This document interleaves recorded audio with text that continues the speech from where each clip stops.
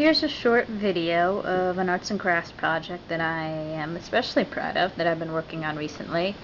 When I was in Maine visiting my friend Beth, we would go to my favorite store, Abacus, and they'd have these really cool metal boxes with little glass sections in the top where people would put beads and then like a little object inside.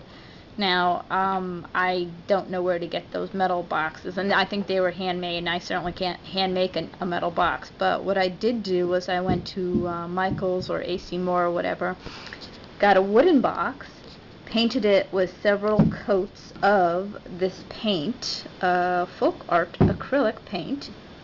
What color is it? In teal. And after I gave the entire box, all the sections, inside, outside, bottom, we'll even open it up. Let's see if I can open it up. She can put jewelry, put little things inside. I painted it, the whole thing, several times, and then I used this Krylon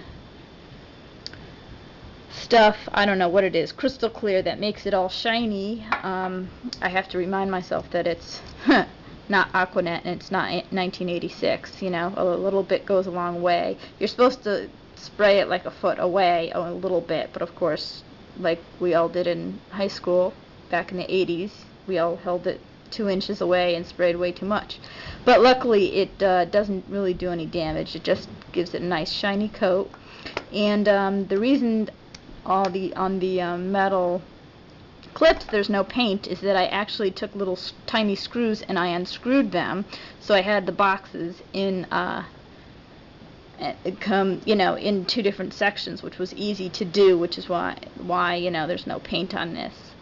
Unfortunately I could not remove the glass, so I would put tape over the glass, paint, and then of course you'd remove the glass, remove the tape, and then you'd find little pieces of wood sticking out that you thought were not covered by the tape but were, so then you'd have to paint around the edges, and then you'd have to I would use my fingernails to scrape the paint off the glass and then Windex the glass to make it clean.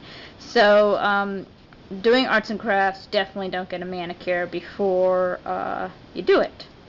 But then after I did it, I opened up this section here.